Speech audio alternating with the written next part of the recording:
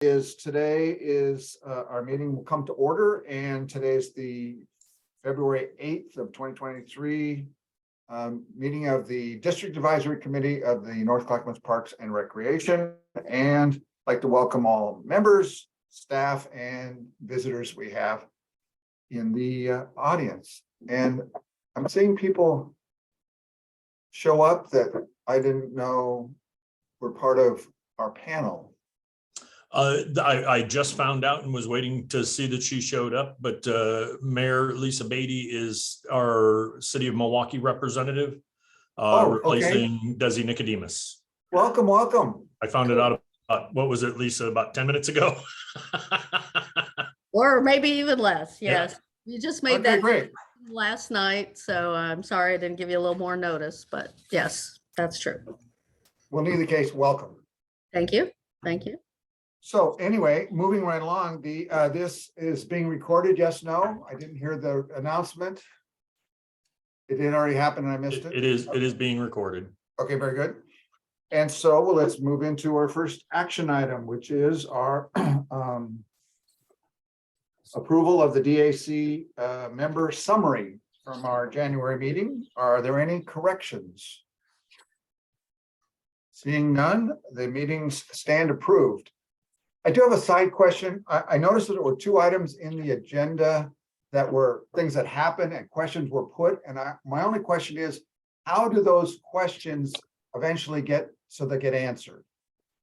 And I don't have to have this conversation now, but they're clearly in the minutes. There are two questions, and they're how it turns out, we don't know yet. And that doesn't affect the minutes, but I do want to know how we operate in that regard. Yeah, we can chat off board, Grover. Very good. All right, moving right along. The next item is the system development charges for 2017 project list amendments. All right, and for that we have Heather Cook here to give a summary of our memo. Well, good evening, everybody. This memo was in your packet, so I'll just hit the high notes here. We have three projects that we would like to add to our SDC list because these are projects that weren't available to be added to the SDC list when it was created in 2007.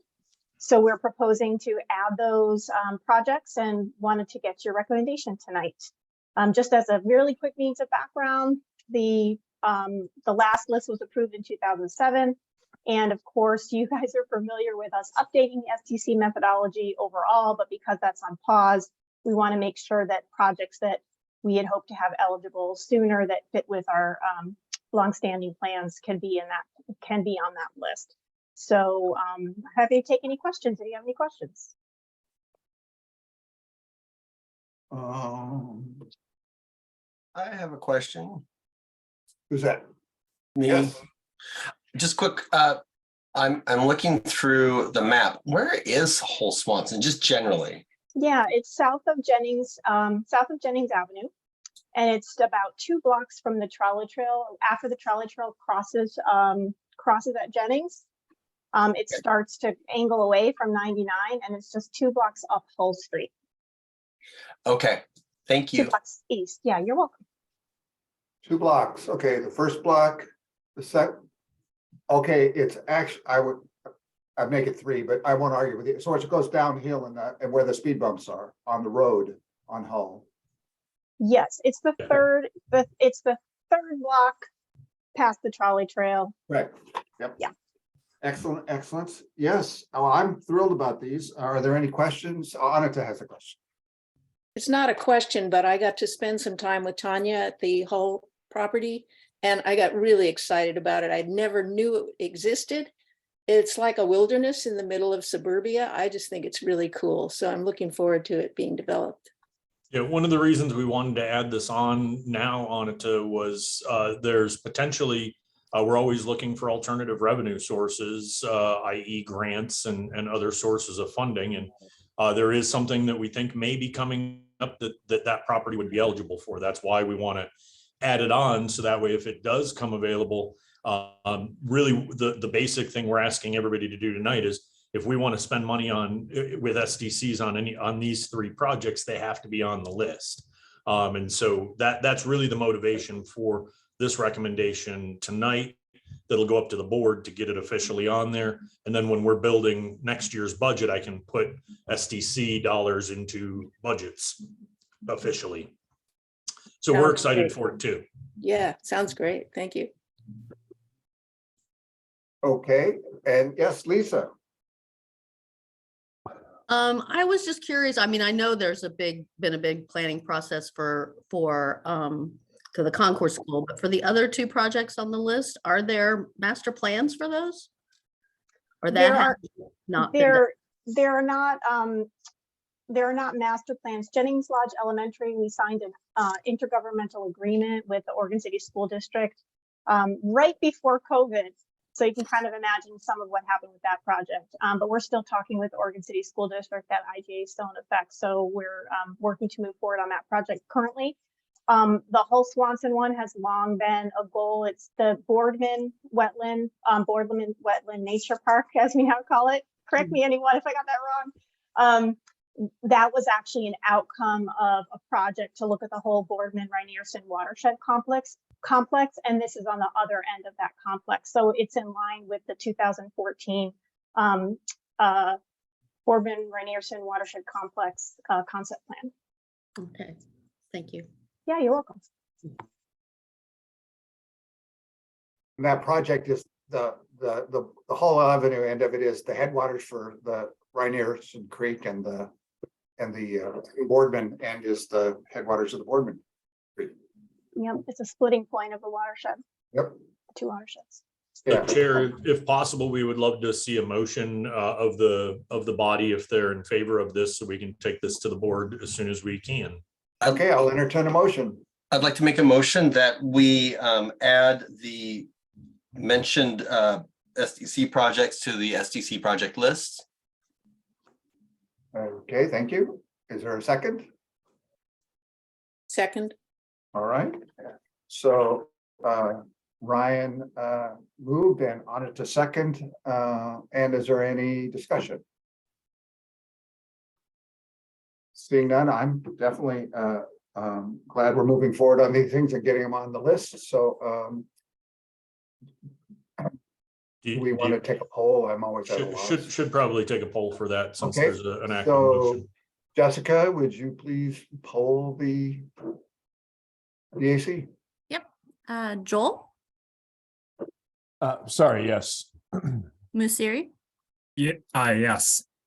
Onida, yes. Ryan. Yes. I don't know if Katie is here yet. I don't think She let me know she's sick and she won't be able to join us. Okay. Raphael. I don't know that he's here either. I don't either. Okay. David, Here, yes. Maureen, Yes. Lisa, Yes, Ben, Yes. and Grover. Yes. So that's 9-0. It passes. Thank Thank you, you for that everybody. project. Next, we have the regional transportation plan project list recommendation. All right, and for that, we have Katie Dunham to let us know what's going on with that. Hi, thank you, Michael and Grover. Thank you all for having me here today. I'm here to request that you at the DAC recommend to the NCPRD board to endorse adding 2 projects to the Metro Managed 2023 Regional Transportation Plan. The RTP is a 20-year regional guide for all of the needs and investments in all forms of travel in the greater Portland area, including biking and walking trails and paths. In order to get any federal funding through funding that goes through Metro, transportation projects have to be on the RTP, which is really why we're here today. Metro is working on updating the RTP, and NCPRD staff is working with regional partners, including Clackamas County and Coffee Valley, on the update to the RTP. Our schedule this year is that we're required to submit information to Metro in February, and in May, the NCPRD Board of Directors and the Clackamas County Board of County Commissioners are submitting project list endorsement letters to Metro. Then there will be a public review during the summer of all of the projects on the entire regional transportation plan, and it's scheduled to be completed in December. There are currently 3 trails within the district in the existing RTP, as shown in the maps and details in your packet. That is the Mount Scott Scouter Mountain Trail, east and west, the Lake Oswego Oak Grove Bike Pedestrian Bridge over the Willamette River, and the North Clackamas Greenway Trail. NCPRD staff are proposing to add 2 projects to the RTP, the Clackamas River Greenway Trail and the South Mount Scott Scouter Mountain Loop Trail. These trails are important to add to the RTP list because they're on other regional and local plans, including our trail list from 2004 and other county plans, and must be on the RTP list in order to be eligible for any future federal funding opportunities in the next few years. Please see the additional details in your packet and let me know if you have any questions. Again, I'm here to ask that you recommend that these 2 additional projects be recommended to be added to the RTP by the district advisor or by the district board of directors. Any questions? I have one. Grover?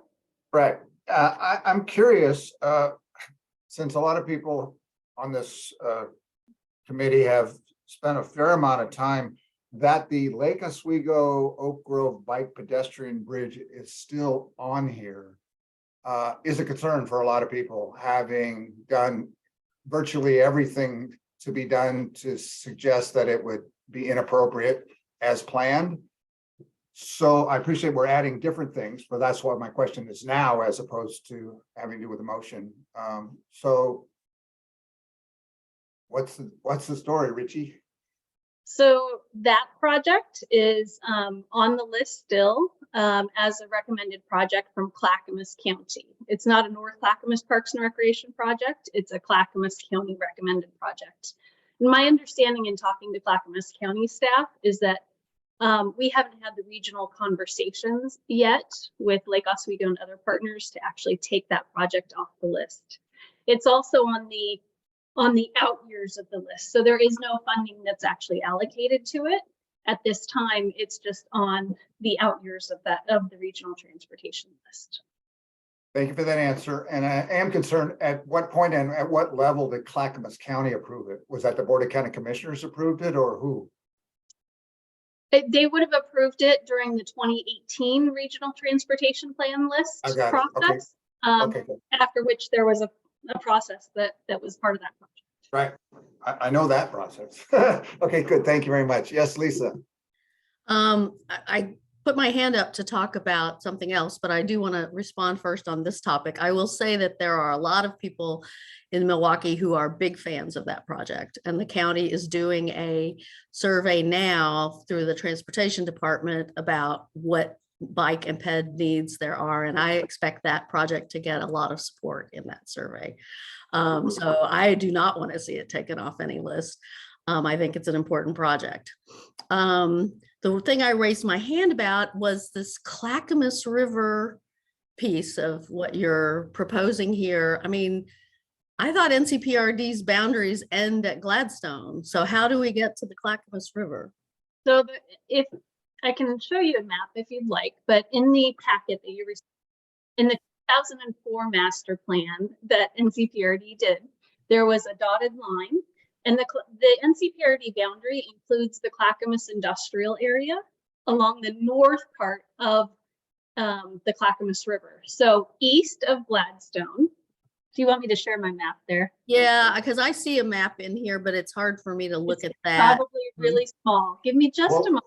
And I while would you're just say- bringing that up, I'd suggest if you looked at the sub-area maps, it would make it clearer, which is on the NCPRD website. It would show the bounds of NCPRD clearly. I'll share this right here. Just give me one moment, folks. Okay. As I find the button to share. Here it is. Here we go. Sharing the map. Can you see the map? Not yet, No. but Okay. now we can. Okay, great. No, we can't. So Lisa, this, if you can see the orange line right here, Yep. this dotted line, that is the Clackamas River Greenway Trail. Okay. And then, so our boundary kind of ends right here, and this is a part of Happy Valley. Uh-huh. And then this is a part of our, so actually you can see our boundary. It goes all the way over here into Damascus, what was formerly Damascus. And so this is the trail that goes right here that starts in Gladstone and then would end in what's kind of Happy Valley now. Okay. Interesting. This map is old, so it doesn't show Happy Valley coming out of the district, but this whole area is in the district. And then this area along here is in the district. Okay. And Again- Gladstone has a piece of this project too, then, This little piece right here. there. Okay. Yeah, and there's no active planning going on really. This is again more for eligibility purposes to add these on. Mhm, mhm. Okay, thank you.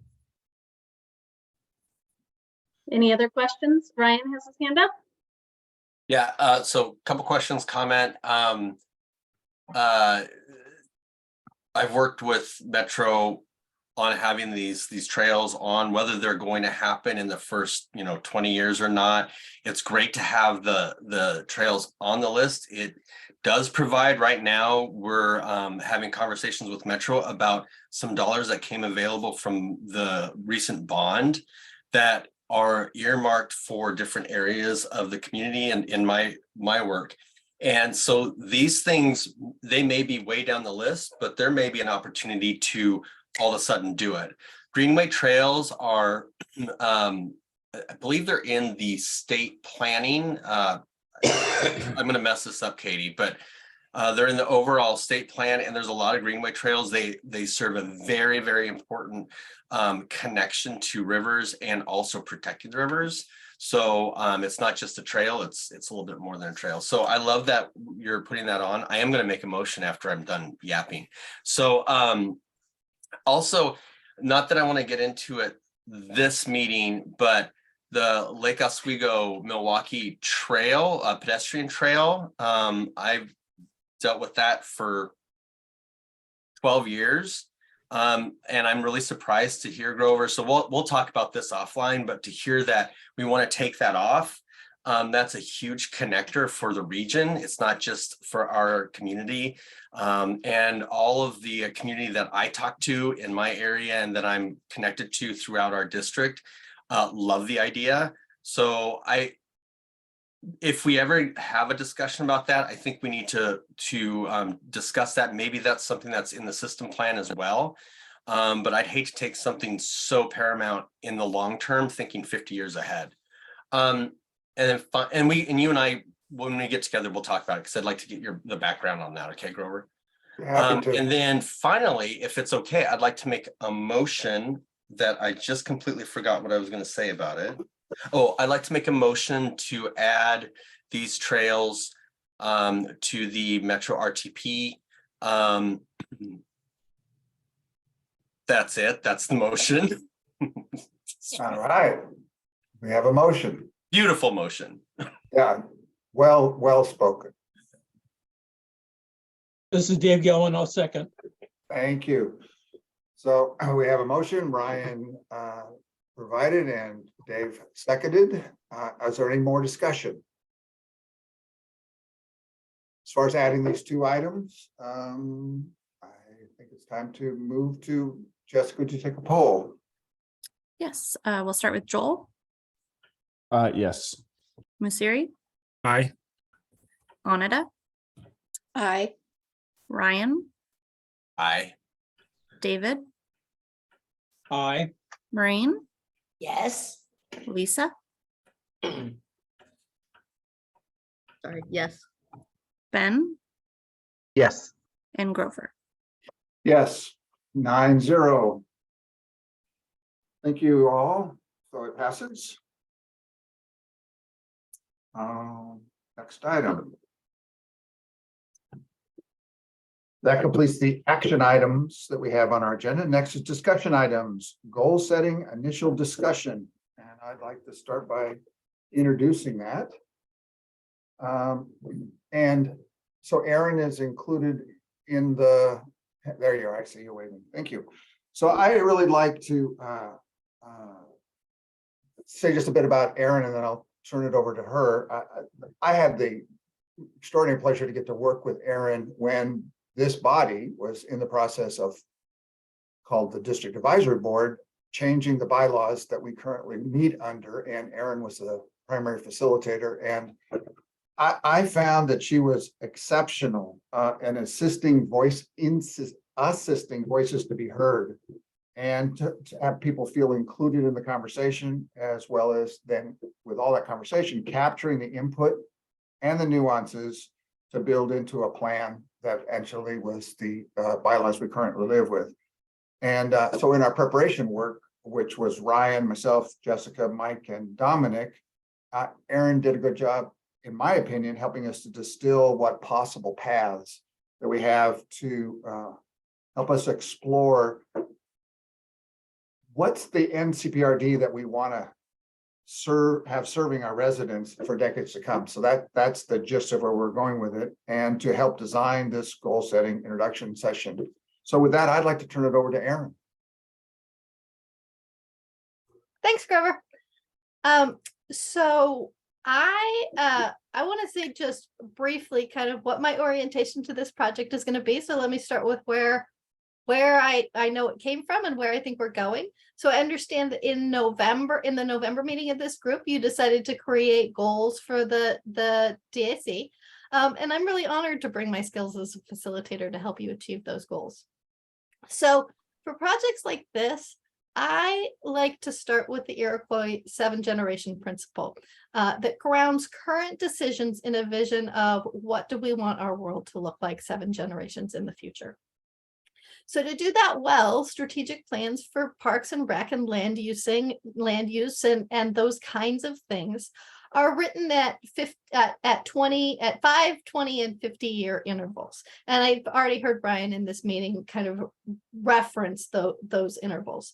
So what my focus in this project is going to be is, what does the NCPRD need to look like 5 years from now in order to achieve 20 and 50-year goals that will build the conditions for healthy parks and recreation within the district 7 generations from now.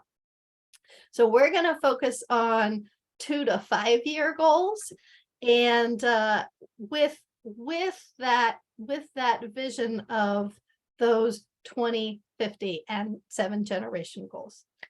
And to do that well, I want there's going to be homework, because I want to use our time together in March, where we'll begin this conversation really effectively. And so to use it effectively, this is your homework, and I'm gonna put it in the chat here. Can we also have it sent to us? Yeah, well, Thanks. I assume if Jessica can support that with the packet, she'll be able to get it out of the chat here. Well, actually, before the packet, if we could, so we can work on it before just the week prior. Sure, I'll work with Jessica to make that happen. Thank you. So here's your homework. Is put on your big thinking hats. What is essential in the next 5 years? And that's not going to, there's probably going to be something that needs to happen at 2 years in order for something to happen at 4 years, in order for something to happen at 5 years. So what's essential in the next 5 years to support healthy parks and recreation within the district 20 years from now and 50 years from now, considering being responsible ancestors for healthy parks and recreation for our grandchildren's grandchildren. That's the homework. I want you to think about it. I want you to come with the ideas, and I am looking forward to playing with you to figure out what those ideas look like in terms of the policies that you will set that will guide the work of the Parks and Rec staff. I think I want to pause there. The only other thing I want to talk about really is some logistics of how we're going to have that meeting, but I want to pause there and see if there's any questions, clarifications, anything like that. Well, I just want to pass along something that we talked about that I didn't exactly hear you say the same way that I heard it, not they said anything in conflict with that, but it's that what our conclusion was, we didn't want to impose upon you what the ideas or the direction would be. And that's what the questions are to set up. Yeah. Specifically, so you can help steer the direction and what the topics are, et cetera. And we had a thought about, clearly we have to look at it from two perspectives. First of all, we have people who represent the 5 sub areas involved in this conversation, and we all represent the entire district. So the focus is on, from whatever perspective you can bring to it, how does that fit into the whole district? And I think that it's an important thing to do. So by where you sit, you can see what's there. Now, how does that fit, or what's somewhere else compared to somewhere else, et cetera. But it really is for the whole district. And I love the idea to well into the future.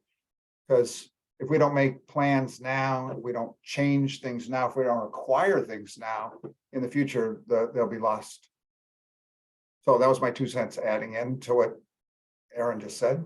Yeah, thanks for that clarification, Grover. We did talk about what we talked about in the planning group, whether we brought some parameters around, like, think of goals in these areas, and we decided that the more responsible thing to do is to start with a really blank sheet. And that's why you have homework, because when you start with a blank sheet, sometimes it takes a little bit of time for you to figure out what those first sketches to draw. So I'm really hoping that you'll think about that before the March meeting and come with some ideas that we can work with, refine, flesh out, balance against other ideas.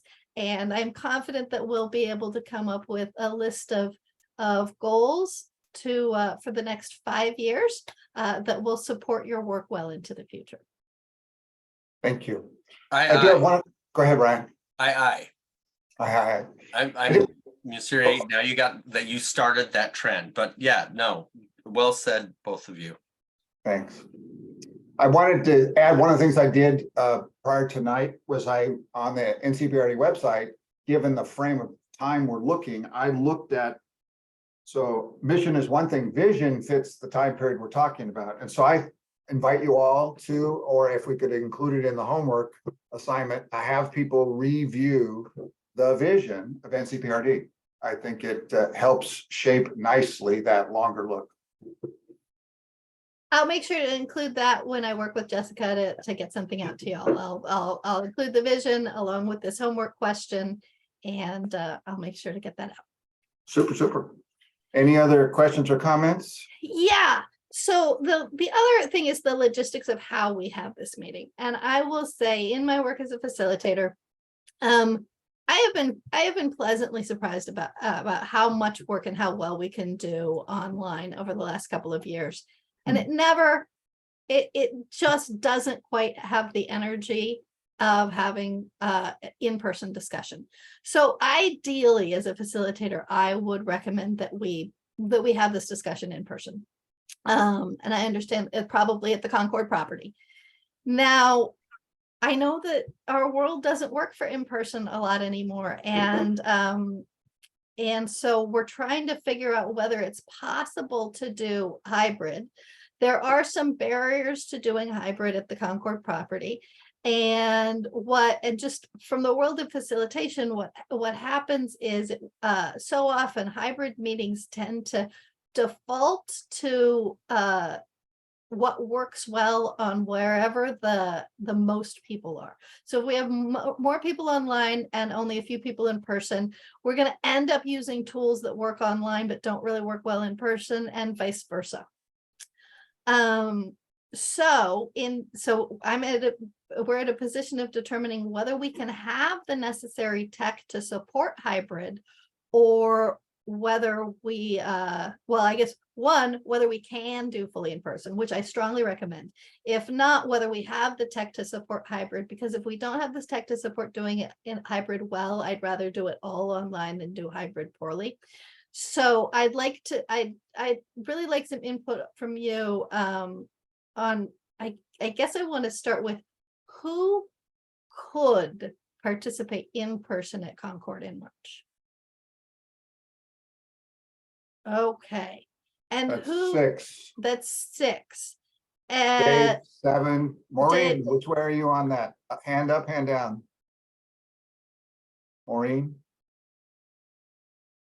I would prefer online, but if there's an overwhelming need to be in person, I would go either way.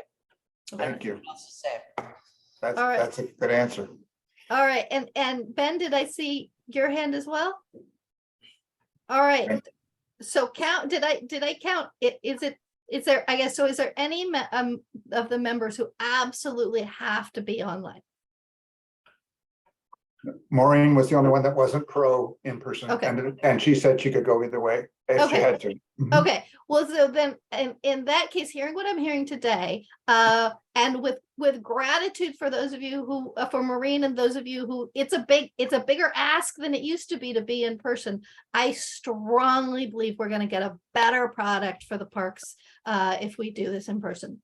So what I will do is I will plan an in-person meeting. I will plan it to succeed in person, and I will know that stuff happens and somebody may end up needing to join online. And I just need for you to know that if that's true, the meeting is going to be designed for the people in the room, and it might be a little bit more difficult to feel like you're fully participating. I'll do my best to bring you in, but that will help me design a really effective meeting for the people who are in person, and then we'll work with anybody who can't make it with the best that we can. And I think the experience for everybody overall will be better if we can imagine all being in person together. That's great. I have two quick questions. So Mike, is because they did a mixed or a combined or a hybrid, there we go, a hybrid meeting for the board of directors, and that seemed to work, yes, no? It did. We did not have video capability. People were able to call in. Okay. But I do believe, and Jessica and I just need to figure out from the tech folks, we've got one of their OWL devices. That's the thing that Right. allowed for that to both video record and do all that. I think it's just, it may just be a cord that we have to plug into our smart screen there Right. to be able to allow video interface. How that works, I'm not a tech guy. Yeah. But we will do our best. I guess, are we looking for the March regular DAC meeting for That was my this? second question, right? Because I heard we're coming back with the homework, but we hadn't figured out whether we come back to the homework and set an agenda out of that, or whether we do a different meeting. So that's a great question. That was my second question. So from my perspective, I'd like to do the homework and use that as a launch into the discussion. I think that being in person and having folks who have really spent their time in the homework, getting into a room, using a whiteboard, letting it get messy, and then distilling it down is a really great method to do this. So that would be my preference. And whether it happens at the DAC meeting or an extended DAC meeting or at a different time, that is up to you. I am available for whatever works for the group as a whole. Right. Two things. The Library District Advisory Committee did use that. It was in the BCS building, and it worked great. And we had 3 people in the audience, and the rest were all in, the other 15 or 20 people were all in person, and it seemed to work quite well in that regard. But as far as I also know, when we worked with Aaron before, our meetings were longer than these meetings. And to look at, do we want to have a standard meeting and then go into this, or do we want to have a different time for that meeting that would work for some people? Because I do know, as an example, some people can't get home from work in time. So I don't know that. So I'd like to hear some comments from folks about your preferences. A separate meeting or an extended meeting in March, or an alternative? Yes, Mike. Just as a kind of an alternative to one of those alternatives, we could do our best to really refine the discussion items and other business that we have at next month's meeting. Only bring you guys the things that need to be acted on if there's any action items. Still have the same packet with the same information, but just really more dedicate the meeting, the bulk of the meeting, to that with some business that needs to get done. That would just be an alternative suggestion. That way, it could still keep within that hopefully hour and a half meeting time. Because in addition to people not being able to get here at the beginning, some people have to leave right around 7:30. So. Or 6:30 like today. Well, so that's something for folks to discuss. Do we have the capacity, even if we race through a regular agenda, is an hour and a few minutes enough to actually focus on, or do we do a series of meetings like that? I just find that an hour and a few minutes is Yeah. really insufficient. Yeah, let me lean in here. If we have an hour and a few minutes at a time, it's definitely going to take more than one meeting. And that's okay. I think I wouldn't want to, I think an hour would be the minimum I'd want to really get momentum. I think if we only had 30 minutes or 45 minutes, that we wouldn't really get enough momentum to use that time well. Great, thanks. Yes, Ryan.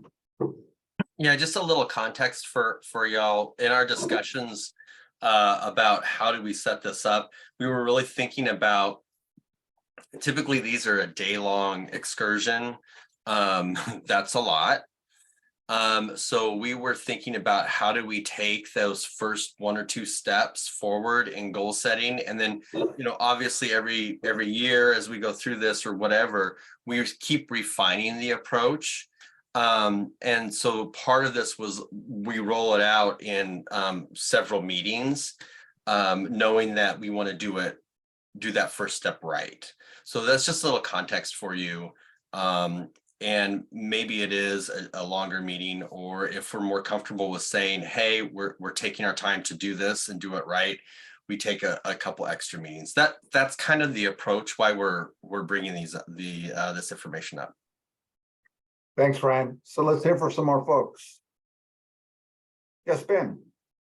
I would maybe think about being flexible and see what we can accomplish in that first meeting in the first hour, and then discuss at the end if we need how we could proceed after that. But we're all really busy and volunteering, so adding more meetings, to me, I'm really not in total favor of being a single dad. I got it. Thanks, Ben. Missouri. I don't know what flexibility we have. Like, I guess question, do these meetings need to be public and recorded like this? And then the second part of the question is, I know my evening brain is not as sharp as my morning brain. It begins to dwindle throughout the day. So I don't know how we could, and then people have kids, so weekends might be a little bit problematic, but maybe a mid-morning weekend if possible, maybe where people's minds are a little bit sharper, because I know by 7 o'clock, I'm not with my brightest ideas. Thank you. Yes, Joel. I can appreciate what Missouri just said, but I also kind of echo what Ben was saying. I think perhaps the first meeting would be a good opportunity to trim the fat on the standing agenda, stay very uber focused, and see what we can accomplish. And then we can kind of get a framework of what we need to do as far as next steps, whether it's a mid-morning on a weekend or several over the month or whatever. But rather than trying to set a long-term schedule right now, let's get through the first one and then just remain diligent and staying very focused on our March meeting in person, where we know our ultimate goal is to get with Aaron and kind of hash out some of these preliminary details. Great. Any other comments? We haven't heard from Dave. Got thoughts about it, or Maureen or Lisa? Okay, not required. Okay, Dave, no? You good? Good. Well, Aaron, does that sound Yeah. workable to you? So that we let me give an answer to Suri's question. I believe that because it will be a full meeting of the DAC, it will be required to be public and recorded. And if given what y'all have said, if you can give me, gosh, if you could give me as much more than an hour as possible, hour 15, hour and a half in person in March, I think we could set a really good foundation that we may be able to do the rest of the work in smaller chunks and virtually. Just to be transparent, being able to throw messy stuff up on a whiteboard where everybody can see it just doesn't work as well online. And I think that's what we need early on. But once we've got kind of those ideas and we're sorting them down and kind of distilling them into things, I think we can do that in shorter chunks and do it more successfully online. So give me an hour and 15 minutes or so in March in person at Concord, and I think we can get started and then continue over the course of a few meetings until it feels really solid. Thank you for that. Yes, Mike. Aaron, with all respect, our meetings are only scheduled for an hour and a half. I don't know that we can pare a meeting down, to 15 minutes of stuff. I Yeah, just don't know right now what kind of things we're needing to bring to them. So, I mean, I can say it's easy to put an hour. If it starts going over, then the body in March can make a determination of whether they want to continue or, what. But it would be tough in any situation for us to try and get any of the business done in just 15 minutes. of course, Michael. And I absolutely want to honor and respect that. And so I was just really saying, like, as much time as you can get, the more time you can give me, the better work I can do. And I recognize that we're doing it during a business meeting and you'll have business that needs to be done. So it wasn't intended to limit. It was intended to say, like, this is what we need to do our best work, and we'll work with what we can. And the shorter that initial in-person meeting gets, just the less strong foundation. But I'll build on a less strong foundation. We can do foundation work in meeting 2. That's fine. Great. A little background. During the last time I got to work with Aaron, we had 4-hour meetings with 2 hours and a break and 2 hours and a break. And I'm not suggesting we do that. What I am suggesting is she implied that if we get to the end of an hour and we're right in the middle of stuff, is there an opportunity to extend? That was where we heard. And it's only in recent history that we've gone down to 90 minutes. There was a time that these were 2-hour meetings, and I'm used to a lot of meetings being 2-hour meetings. So it's up to us. We don't have to make any decisions about that, but we have the option, given that this is the goal setting meeting that we all wanted, to be able to go beyond 7 o'clock if the group is in, and we'll, if I understand correctly, we're going to be meeting at the Concord building. And can we have the same big room that the board of directors met in? Okay. Cool. Any other thoughts, comments? Thank you very much, all who participated, and thank you all for, so we're a live meeting next time for our meeting. And Maureen, thanks for being a sport about that. I look forward to seeing you all then. And now I'm going to duck out and go do some other stuff. See you in March. Bye. Okay, any other comments on the goal settings? Okay, don't see any hands. General capital project timeline.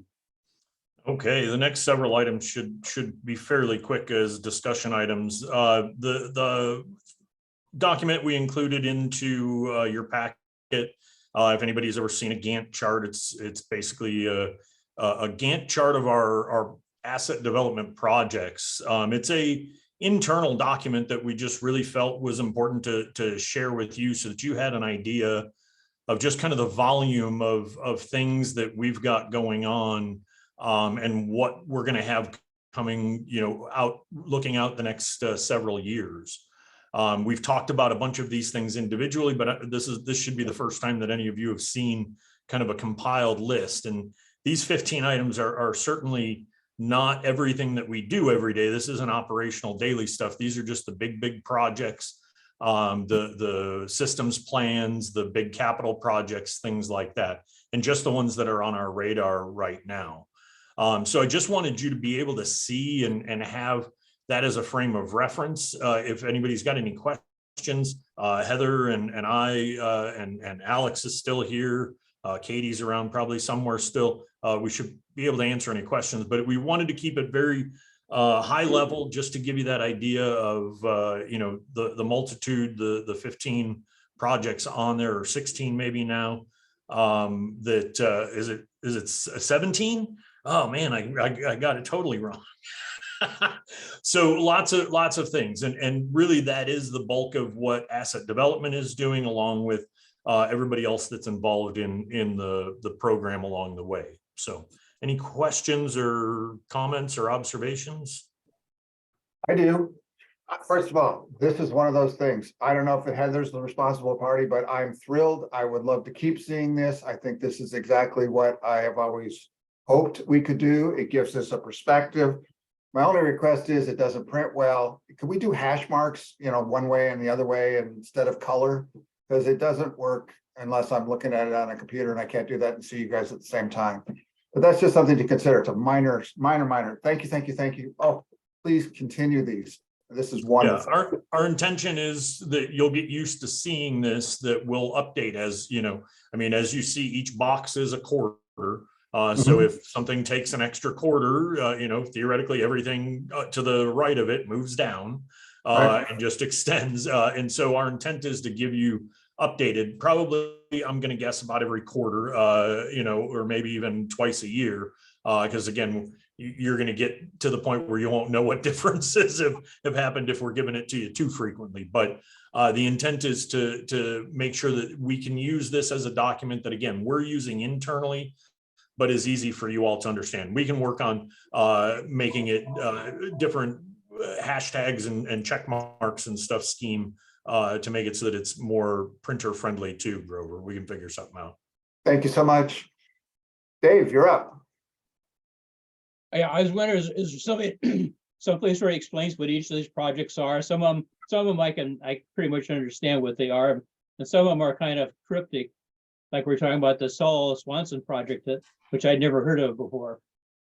And without, I don't want people to have to do a lot of work on trying to fill it out, but just something that lists what each project is. And I'm sure it's someplace in the budget or someplace, but it's I don't know where to find it. Thanks. Next time we show it to you, we can give some descriptors. Thanks. Yes, Ben. Yeah, thank you. This is helpful. Just one thing that kind of popped out to me was the Three Creeks project, because I understand that's a water environmental services site.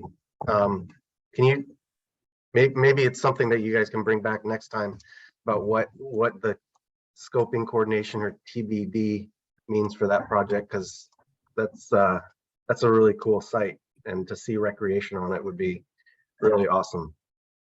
That's what we're discussing right now, and with that, I mean, it backs up against the aquatic park property, is where that Three Creeks is, and so there is coordination between Wes and NCPRD that we're figuring out right now on what possibilities there are. Either us, you know, writing, even for instance, writing letters of support for Wes's efforts to get funding, or us being able to apply, you know, for things in the future.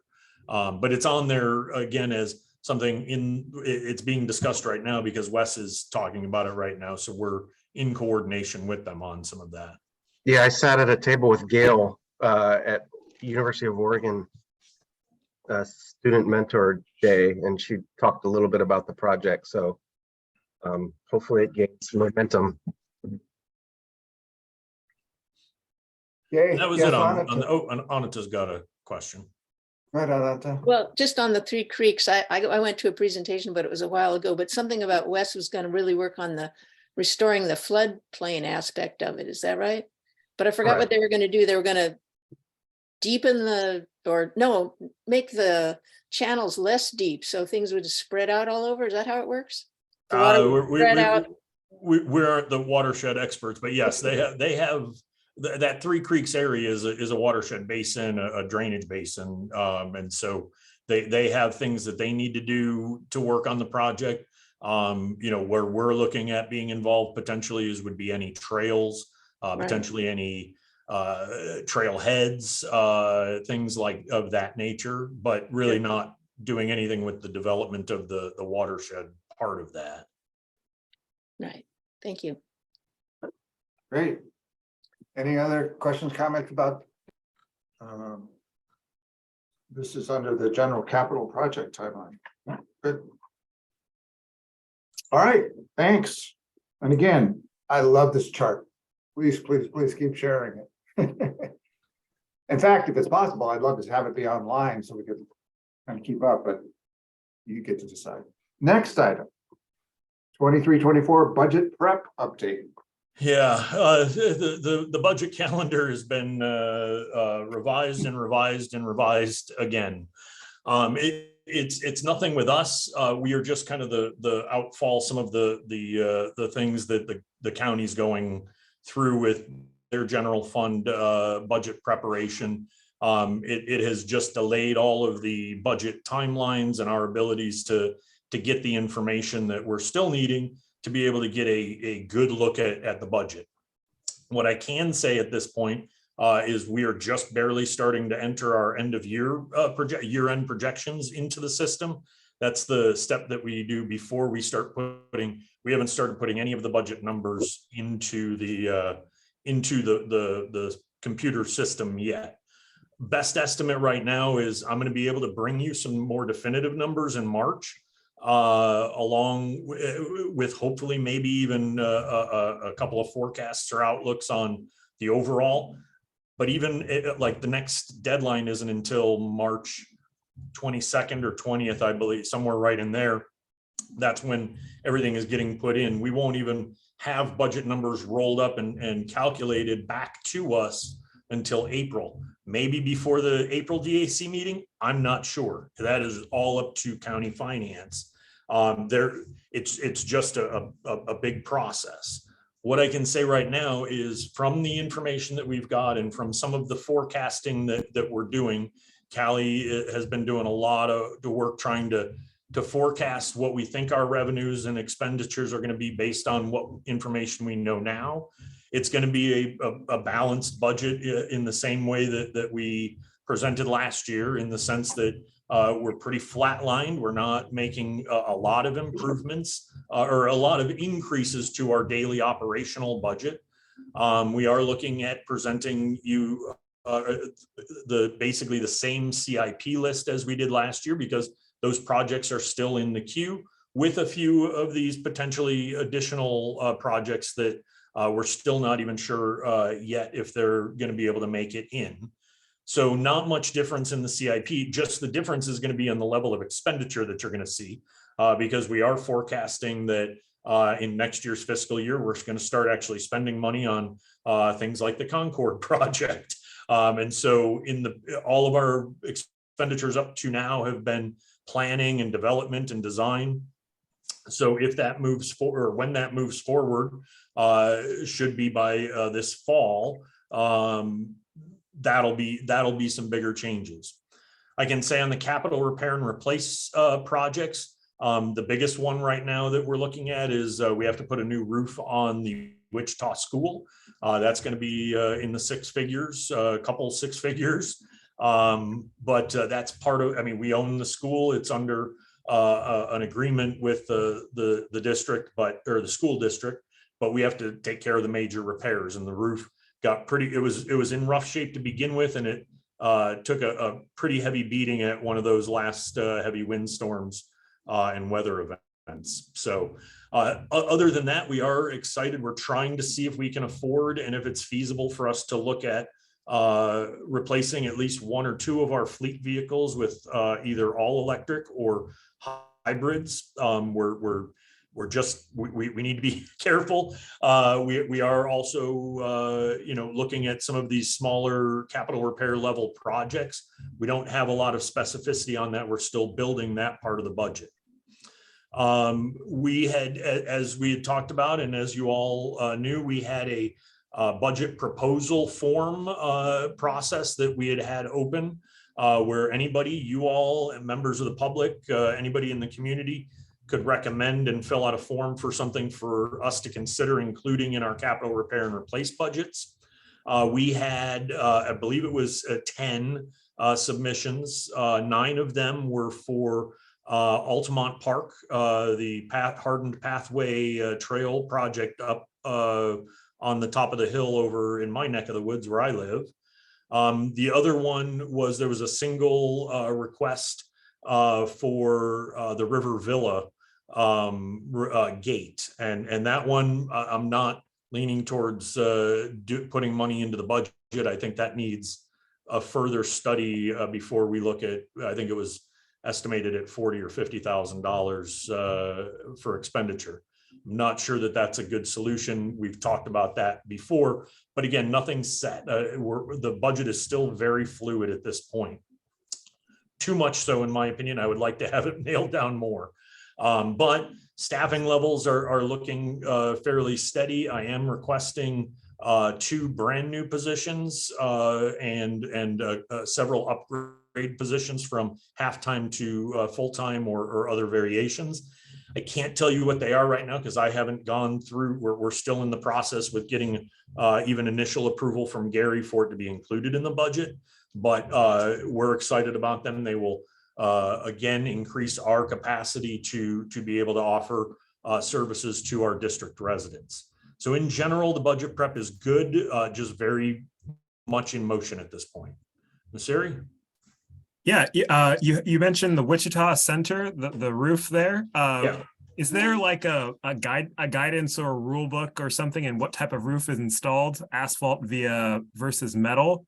Due to, you can collect potable water off of a metal roof depending on what the coating is, and asphalt is generally considered toxic, kind of, and duration. I don't know. Or is it just install whatever's most cost effective? I would normally be deferring you to Kevin. He is not here for this meeting, but we will find that out. I believe it is the quote that we've gotten and that we're moving forward with is replacing like with like, which I believe would be a shingle roof on that one. Asphalt? Yeah, I'm guessing for the cost that we were quoted, probably asphalt shingle, yes. Doesn't mean that we're opposed to other ideas, but we are also, we have to look at cost effectiveness and, life of the building in general, which it's a building that has a lot of other issues as well. But we have to replace it right now. It has failed, so.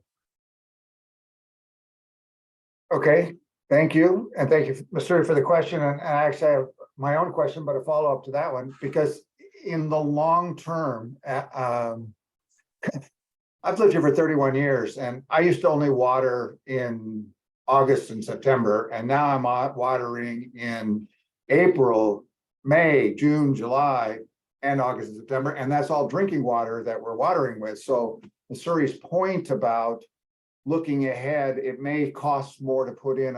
I'm not advocating, I'm just raising the question. It may cost more, and same with Concord. If we're replacing the roof there as well, it may cost more to put in a different kind of roof that will last longer, one, but also will allow different things like the capacity to save water and to use in other ways besides just down the drain. Anyway, that's all I wanted to say about that. But then I have my own concern or question, unless you want to comment on that. No. Okay, good.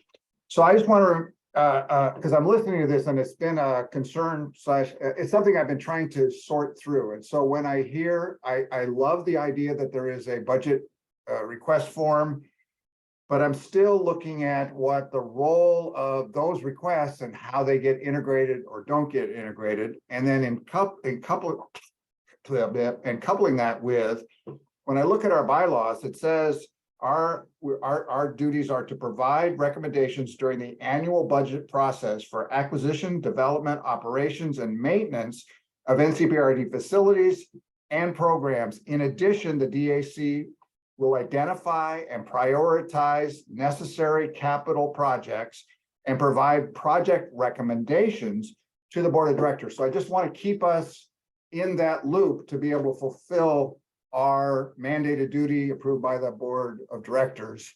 And I don't know where and how, but I know before you came, Mike, we were having trouble keeping up doing that. And I'm just hoping that we can keep steering to getting a place where we can do our job. I'm doing everything I can to make the budget calendars coincide. It is completely outside of our control when the county changes the calendar Yeah, yeah. to do stuff. So I'm in fact, every conversation that Callie and I have about the budget is is there a way we can get some of this before the DAC?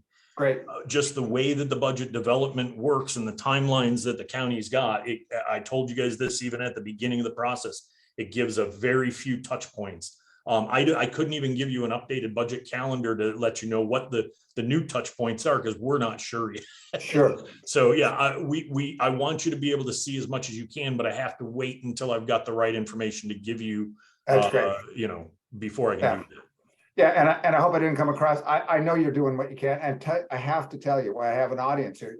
I am so impressed with what's happened. Thank you for all the new staff that's helping get it done. You know, a few did it before and now there's more and the progress is coming along. And so I certainly appreciate step by step by step. I mean, we started from where we are and we are now where we are and we're still going to where we are. The other thing I wanted to bring that up is that I doubt if any of the DAC members are as intimately familiar with the bylaws as I am, and Aaron's gone, but we were all part of that. Joel was part of it, Ben was part of it. Anyway, and it clearly has that, and that hadn't been done before. So I appreciate where we're going. I just want to keep us going that direction. And thanks, Mike, for what you are doing and what you're dealing with. Okay. Yes, Brian, were you waving or you want to, oh, you're leaving. So you're closing the mirror now, romper dumper, stumper do.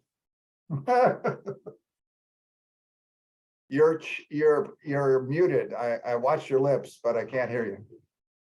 Bye. Okay, I can read that. Okay, good. Any other thoughts or comments about the budget prep update? Okay, So, and we'll thanks. have our second quarter budget report to you next month. That's on the agenda. Okay, good. Well, no, wait a minute. Now it's cutting. I'm joking. Now that's cutting into the. You don't have to discuss it. I'm just going to include it in the packet. Okay, good. Next item, Concord Park and Playground Design and Engagement Timeline. All right, we have Alex here to go through that.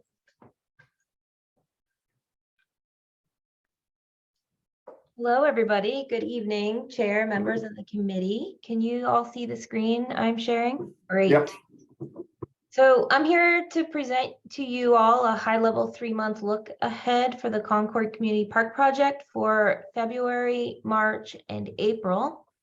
There are essentially 3 things happening here simultaneously. The gray bar at the top is illustrating the park design construction documents phase. So this is for the park. The blue bars just below are illustrating the timing of the playground conceptual development beginning this month through March, with construction documents beginning in April. The playground design is lagging slightly behind the park design, but we are on track to align with the overall Concord project work at the end of May. The reasons for this is we are currently scoping with a local landscape architect and playground designer, and we anticipate beginning design work here in early February. Of course, this is pending the county procurement process. But February is also when we will be refining the number and type of public meetings that we will hold in March. However, the specifics, we can't quite confirm those yet until we have that new landscape architect under contract. February and March will be focused on playground concept development. We are anticipating we will be ready to share details for both the playground and the park designs with the community sometime in mid to late March, dates still TBD. But this would be via an in-person presentation, a virtual Q&A session, and discussions at focused community group meetings. In March, we will be inviting the DAC members to help. So you all, of course, are invited and encouraged to attend the events I just mentioned, but if you would like to do extra engagement with folks in your sub areas, we can provide materials such as a concept plan, maybe some supporting imagery, maybe an FAQ fact sheet. But however, as a caveat, I would like to remind you that if you do hold a discussion about the project, you may be subject to public meeting law. So just keep that in the back of your mind, but we do welcome your extra engagement efforts. Because of the timing of the design schedule and the community engagement, we plan to come back to the DAC and present a design update and community engagement recap in April. This would be a chance for us to share an overview of the meetings we had, what we heard, what we learned, and next steps moving forward. So this is my best prediction at this time, and is of course subject to change. But with all of that being said, do you have any questions about this 3-month look ahead for Concord Community Park? Grover, I see your hand. Yes, I'll let Dave go first. I was just a little confused about this because this means the park is completely separate from the community center. The planning is completely separate. And also from the library, since these things haven't been designed yet, at least not completely. How do you design the park without those being done? Well, the park and the library space, it has they have completed 100% design development drawings in mid-January. And the playground piece that is kind of like subtracted out of the park, that process is going to begin very shortly. And so we will be able to align those two projects together with the overall picture in mind. But to answer your question even more specifically, Dave, the playground or the library is being designed by the same company that's designing everything, but they're being chunked out into different parts. So the community center is one project, the library is another project, and then the park and playground is another set of projects. So we're specifically talking about what's going on. All the other stuff is still going on concurrently, but specifically with the park and playground project, this is the next 3-month timeline. Everything else is going to be feeding into each other. So as we're getting elevation drawings and more set drawings on pathway locations and stuff, that's going to inform the space for the playground. As we get the community input from playground elements, because again, we're trying for the nature-based play. That was the #1 request from our engagement effort. There's some choices. What does that look like? We'll combine that. Some things, will naturally fit within that, some won't. But it's all part and parcel to the whole overall design. We're just specifically carving out and talking about this specific portion right now. I hope that made sense. Great. Thanks for doing that, Dave. Thanks for your answer, Mike. I'm just curious because I have this concern. And for those who don't know, I served for the last 5 years on the Concord Task Force planning team, but I also have served for the last 8 years on the library board. And I also have served on this since we started as a DAC. My point is, in all of those, I know that there is a big concern that once you start drawing construction documents, there is little to no opportunity for change. So I just want to look at the timing. It looks like it's getting in there, but if it says that already the park construction documents they're in motion now, and no one from the public, to my knowledge, has seen what they have included. Case in point, like we talked about the path around the entire site, which, by the way, I went and measured it. It's about a half a mile to go all the way around the site. And so that wasn't any on in previous documents, and yet we've talked about that. So because this is all being funded by community funding, money from the taxpayers, one way or the other, it's, for me, important. Our job is to have them be included. It's part of what our job is in the long term, is to have people feel like they had a say in it, not to be directive, but to at least know where we are before they start locking things in. So that's the part that's not clear from the diagram, where construction documents are starting on the park and when they're starting on the playground. And will there be a chance to at least know what that's gonna be done, because I'm not an architect, but I understand that actually does make it more difficult to make any changes if there were any changes that were needed to be made. And I don't know if there are, but don't know. So that's my question and concern. And I'd like to hear if anybody else has any concerns along that line. I can attempt a partial answer at least, Grover. Okay, did you want to go first, Anita, or do you want to hear from Mike first? Oh, I'd like to hear from Mike first. Okay. Yeah, I mean, that's why we're bringing you this right now Right. is, you know, we can't discount, because it's what we've used for all of our bases. We can't discount the very robust public engagement that was done previous to COVID to get to the project where it is right now. And as we've said along the way, we're still having that drive our current decisions, because we don't have the time to necessarily get into all the finite detail. We're coming up on a crunch line there, and it's not our crunch line, it's the project overall, the overall contract project. They have a guaranteed maximum price deadline of May, which basically means that everything needs to get figured out of what's going to be in there by that time. That's why we're trying to give you the next few months. There's going to be several points that the DAC and the public can help inform what elements of the playground or how that playground is going to take shape. We've already had the input on the park or the rest of the park features. It's being kept open as originally conceived and all of that. I guess the overall answer is I don't know, based on the overall project, if there's going to be a touch point or when that touch point would be for the public to go in and say, we would like to change this, and this. Everything's based on budget numbers at this point. Once we figured out the general scope, the project team's been meeting. We've been meeting with the group regularly on our points, like the playground and like the overall park I guess I should call it the property design, with the footprints of the buildings and the playground and the park and the pathways and the parking lot.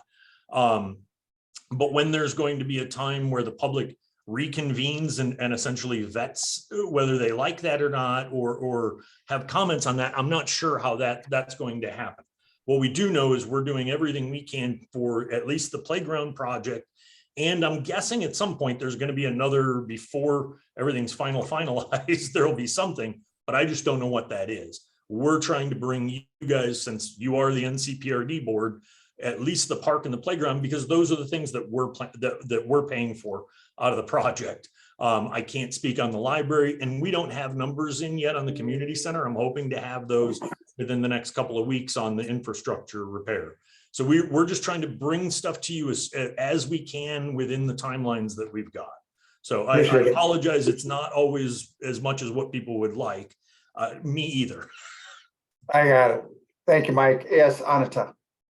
Thank you, Mike. I appreciate you explaining it, and knowing that May is such an important deadline is wonderful, because we want this to happen as soon as possible, and we also want to be in on what's going on and be informed. So it's kind of a tricky business.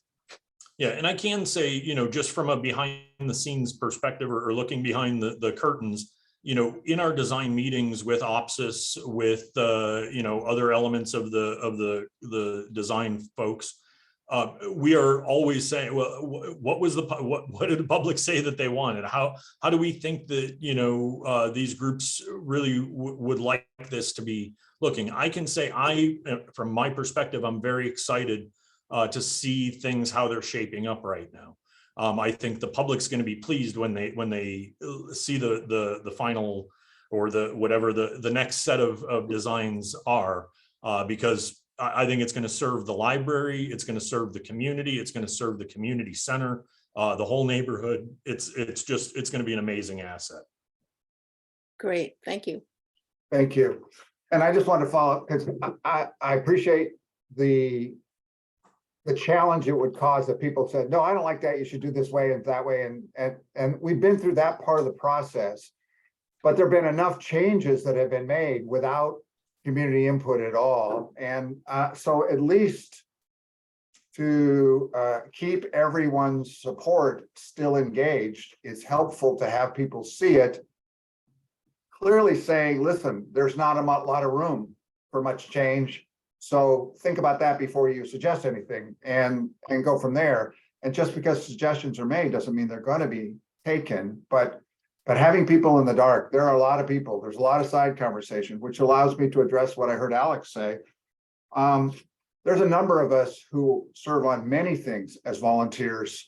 And one of them related to North Clackamas Parks and Recreation is we've been approved by the Board of Directors to function as a volunteer implementation team with the expansion and growth in the areas that have very limited participation in NCPRD. That's not in any way conflicting with or in opposition to, but we're not having public meetings to do that. We are volunteer citizens. So, I mean, I wear different hats at different places. So I appreciate the heads up on that, but we've checked, we're approved by the Board of Commissioners to have meetings.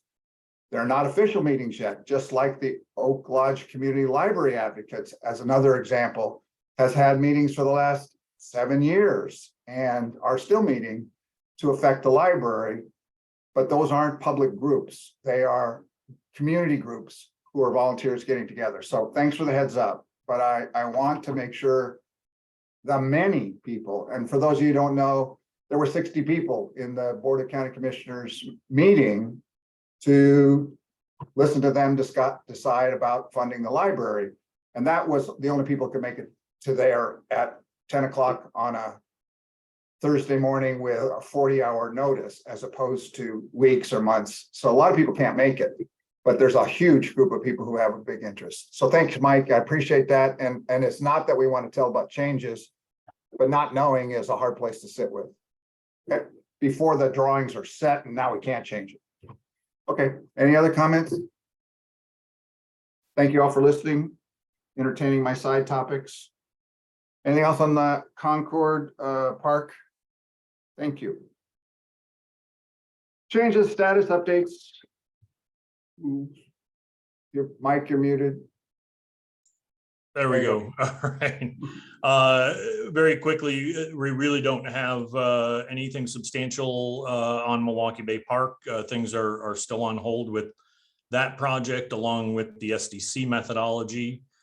We've covered Concord and NCPRD funding, and we've also really covered the system plan and CIP timeline with our strategy Gantt chart. So if anybody has any questions about any of those specifically, I'd certainly answer any that I could, but in the interest of time, I will stop there.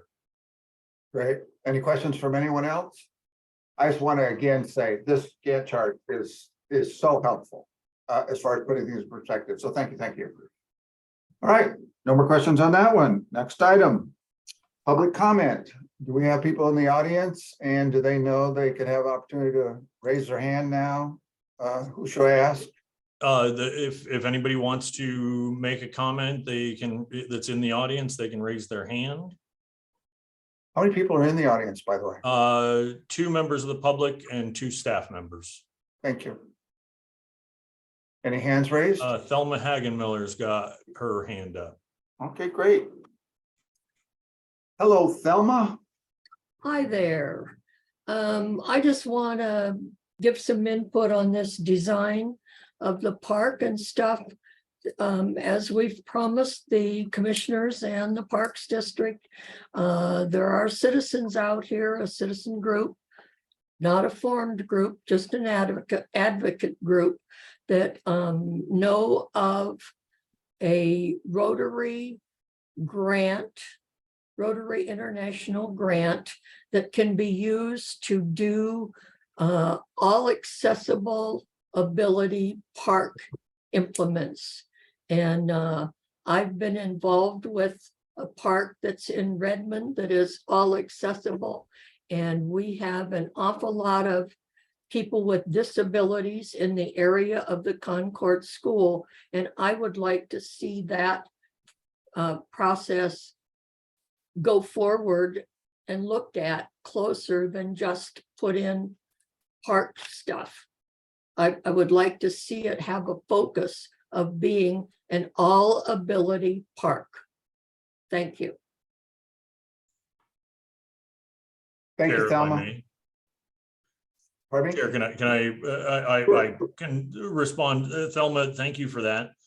The direction from the community engagement for the Concord site specifically was asking for nature play, natural play elements to a playground. And unfortunately, natural play and full inclusive don't necessarily work as well together. Our plan in general that we've been talking about is remembering that the reason we're going with the nature play was both that's what the community said that they wanted when they were asked, and Metro local share is able to pay for a natural playground. That's going to be the first one that goes in. It doesn't. We are already looking at trying to have another playground or even elements that are next to that playground. That won't be available. We won't be able to do that in this first phase, though. That would be an add-on. But I agree, Thelma. I grew up in a household with profoundly disabled people, and accessible play is a high priority for me. We're going to do everything we can to have as much accessibility and access and inclusivity in this playground. But because of the fact that it's nature play, it does limit some of that. Thank you, Mike, and thanks for that clarification. And thank you, Thelma, for your comments. Yes, Ben. Yeah, I just wanted to say that nature play has kind of a wide spectrum, whether and it can be very controlled and accessible.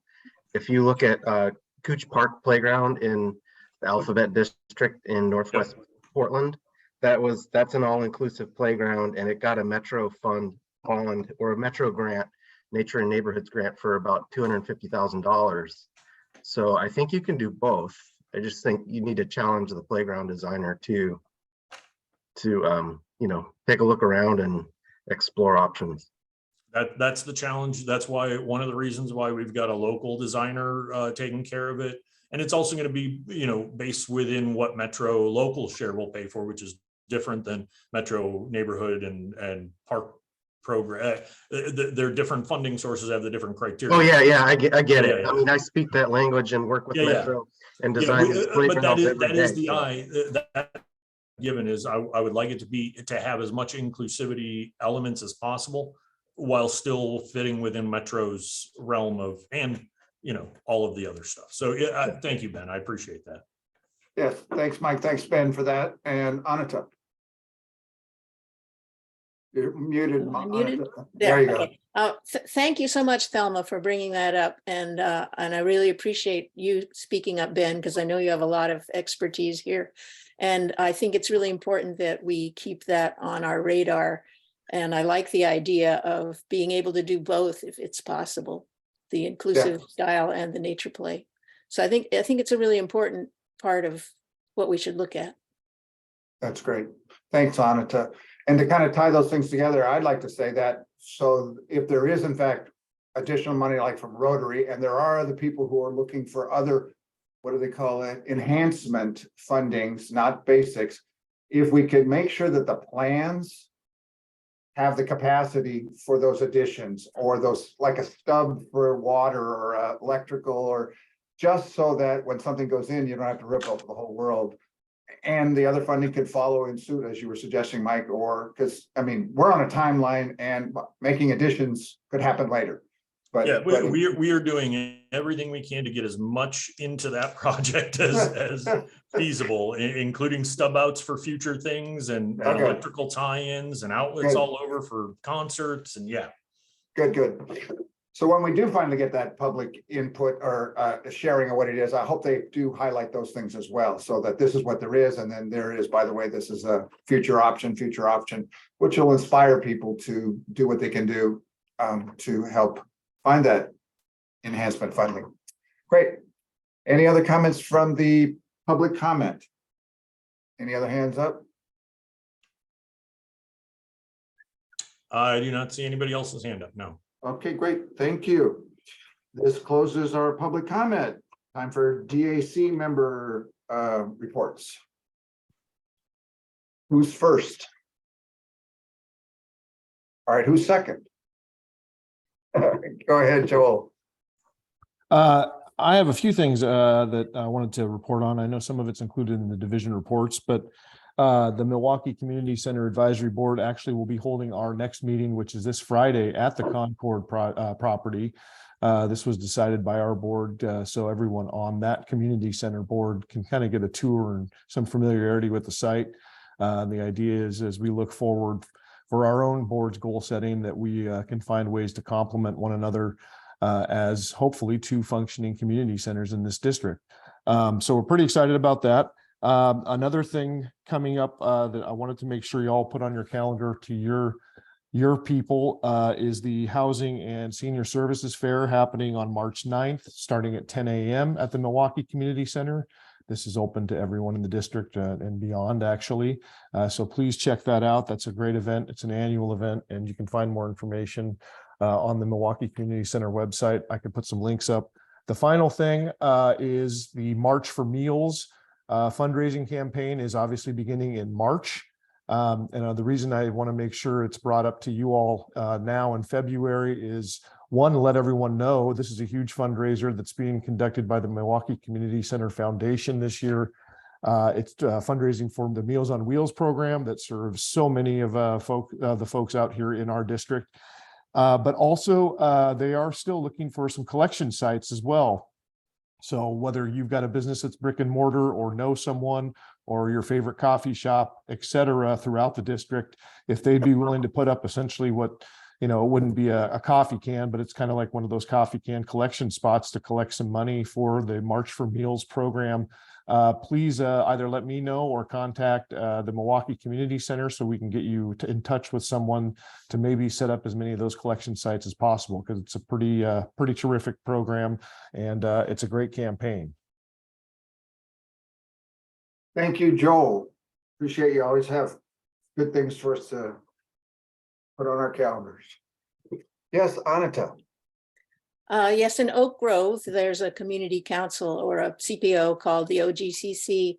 And this month, Jason Varga will be presenting the Concord project, giving a report and having some Q&A. So if you have more questions about the project and you want to talk to the project manager about it, that's where you should come. It's the fourth Wednesday at 7 o'clock. And you can go to the OGCC website and get the link. It's a Zoom meeting. And yeah, it starts at 7 and goes till about 8:30. And the main presentation will be from Jason Varga. Thank you. And that's the fourth Wednesday? Okay, good. Thanks. Yes, Lisa.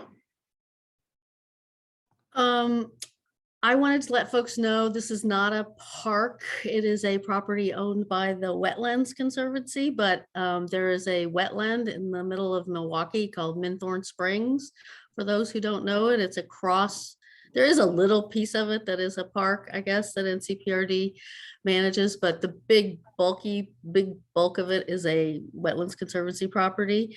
But they and the Milwaukee Parks Foundation have been working on restoration there for about 4 years now on a steady basis. And I am one of the people who is out there the second Saturday of every month, about 9 months out of the year. And we will be out there this Saturday. And we're out there, like I said, pretty much every second Saturday, except in the summer. And would love to have people come join us to see the wetland and pull ivy and clematis. And it's really a special place that I think a lot of people don't realize is there. It is right across from Milwaukee Marketplace. So what you do is you park near the new Planet Fitness there and you walk across 37th Avenue. So even if you don't come work with us, I mean, I recommend doing that sometime and walking in there and enjoying the bird life and the wetland. Thanks. So we've heard from sub-area, well, the community center, and we've heard from sub-area 2 and sub-area 5, which is also known as Milwaukee. Anybody else? Dave, you got anything from your end, or Maureen? No? Missouri? Okay. Well, I'll change hats now. I am a sub-area 1 representative, and I did know that a member of Sub-Area 1 was very thrilled that we had that presentation with the arborist, et cetera. And the follow-up question was, is there a way to know what the timeline is for fulfilling the balance of the recommendations? And don't need the answer now, but how would how would people know what that timeline is? And so between now and next meeting would be fine, or some way to let them know. If you can let me know, I could let them know, but there's a group of people who wanted to know that. Okay, so should I get back with you on that, Mike? Okay, good. Yes, And sorry, then- my buttons all disappeared. Yes. Yes. Okay, good. And then I have another group of people who also are quite interested. We understand that there was a request for proposal and the timeline's done. Obviously, the submission period has passed. Is there any way we can find out what the timeline, like what the expectation of when the contract will be awarded, and then, well, just that, when's the contract to be awarded? Then I assume whoever got the contract, they would be involved in what the timeline is after that. But so when is it expected it might be awarded? That is still up in the air. It's in procurement right now. We have a bit of a procedural issue that we have an IGA. That's what kind of drives this whole project. The IGA was signed several years ago. In the interim time, the intended use of that building that was an elementary school is now changed to, it's not even a daycare or preschool. It's kind of a hybrid type of thing. That has potentially impacted our usability of the property from the public's perspective, because we have to keep separations and stuff. So without getting into a lot of detail, we need to get the IGA redone. We need to sit down with the school district and make some changes and do that before really we can engage and sign a contract, because we don't want to have the IGA process be drawn out if we're paying a contractor. So we don't really have a timeline yet. Heather, if you had to guess, I mean, it's still probably a couple of months until we would have any kind of an engagement with the public about the project. Yeah, we have the contract, all things being equal, the contract is really close, but I think even if our changes, even if the changes we agree with the school district need to be made to the IGA are made quickly, we'd have to go to both the board, our board, and the school board. So it just takes a little bit of time, even if it's really straightforward, but we're literally talking with them every week right now to see, how quickly we can move things. So the intent is to move it quickly. And my hope is that, we can take this current, Q2 going into Q3, going into Q4, heading into March, April, and really hopefully lifting that engagement up off the ground once we can get that IGA signed. So Thank you. So thanks for your patience on that. Right. And it's good that we get to know that, because there are many of us who are involved in the local community planning organization, et cetera, plus the Friends of group. And so to know that we are impacted by the school changes they made without any communication. They just did it. And they got the school as a donation in the first place. Up on that. Okay, anybody else on DAC other DCA member reports? Okay, good. That's done. District monthly report.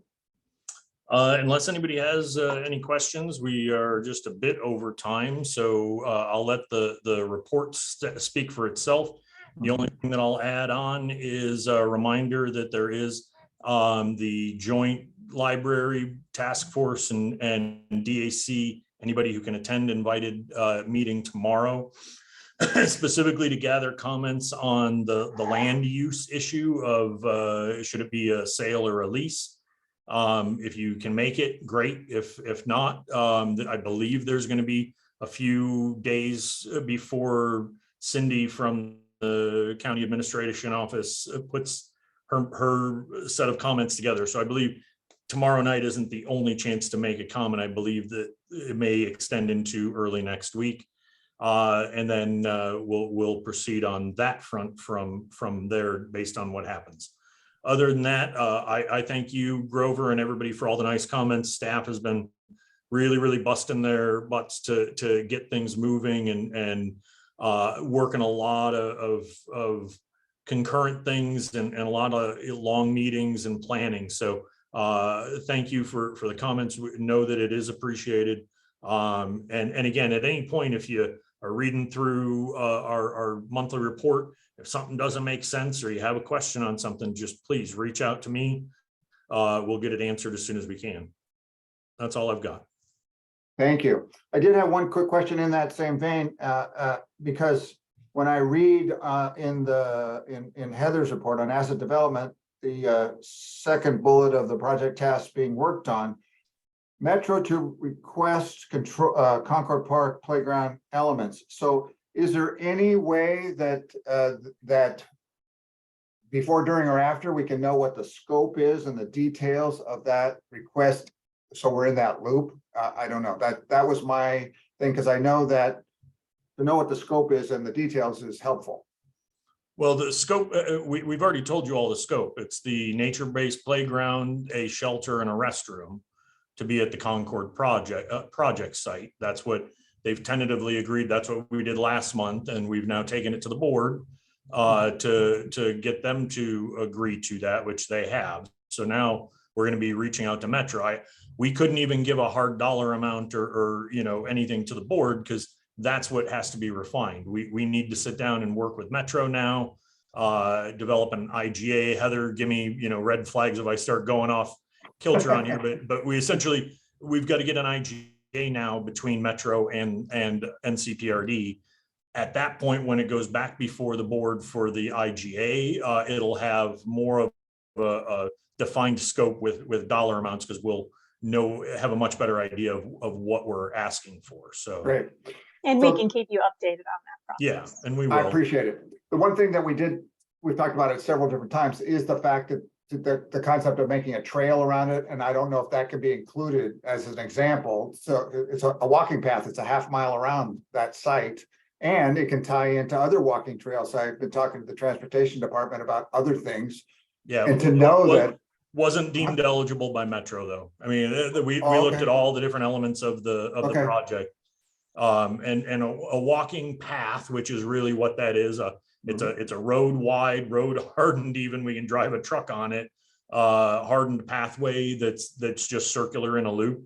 It's not really a nature trail. They're willing, again, we have to go off of what they've said. They not green lighted, but gave initial approval for those three elements, and that's it. That's all we've been invited to have eligible for that. I got it. I was thinking like a trolley trail qualified for some funding. Anyway, enough on that. Thank you for that. So my next question is there any further business? Thank you all. Thank you all who are volunteers. Thank you all who are working outside your regular hours. Thank you. Thank you. We'll see you next time. We are adjourned. Good night, everybody.